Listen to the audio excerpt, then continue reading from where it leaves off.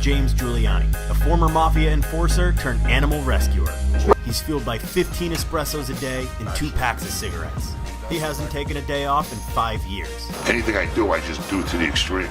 He spends every moment of his day taking care of animals who would otherwise be killed. Violent pit bulls, disabled cats, orphan squirrels, baby raccoons.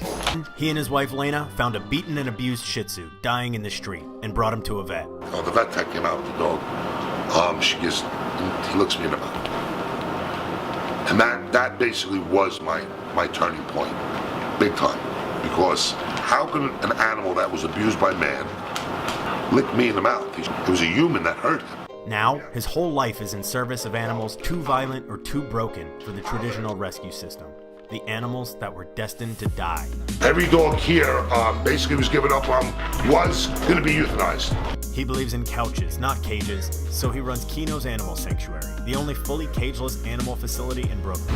Something that you love, all right, it's like a mother waking up to give her baby the bottle every 3 hours. You know what I'm saying?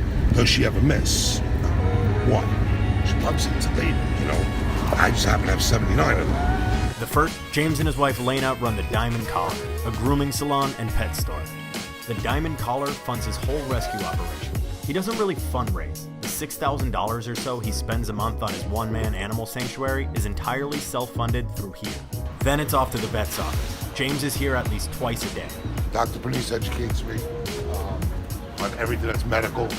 Because a lot of times I'll rescue with this, I should be rescuing with this. We head to the deli to get a great lunch, but not for us. It's for the dogs. We're going into Mr. Kim's.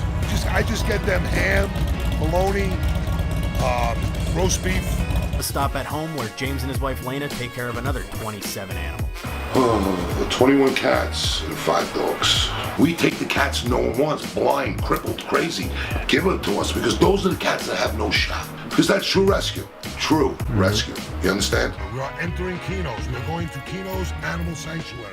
This is where James spends most of his time. Keno's is his ultimate gift to New York City's forgotten animals. We can expect chaos, mayhem, and happy animals. And remember, these dogs are cageless. Albert! This is the biggest dog I've ever seen. Albert! Certainly seem happy. Hey, back! Albert, go. Albert goes. Left your bed.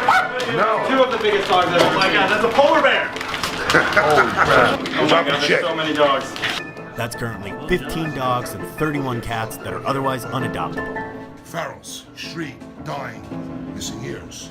These are real misfits, though. These you can't touch ever. Oh, and squirrels, tortoises, baby raccoons, possums, geckos, you name it, that he rescues and releases upstate. The point of Keno's is to let these guys be the bosses, for life. These dogs, under any other circumstance, would be dead. They were violent, abused, unloved, rejected, until James took them in. James believes they were all simply set up for failure by humans. Like Charlie, he once ripped a baby's face off, but here at Keno's, he's super chill. Albert has bitten over 30 people. He was found wrapped up in some Christmas tree lights and left for dead. Primo's an old guy, product of divorce. Lil John, also a biter. 66, a wild man who was found running around the projects by the 66th precinct. And Hagrid is fully blind and not going anywhere. Wow.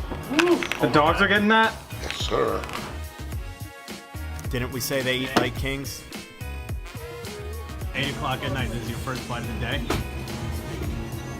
First time I ate all that. There's still so much work to do. So another nighttime espresso.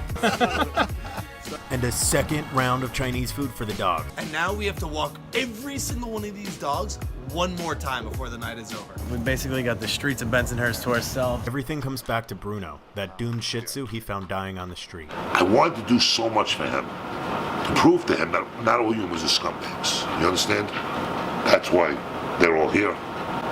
So they shouldn't be thanking me. They gotta thank him. James still has to go home, cook for all his dogs and cats there, and feed the baby squirrels again.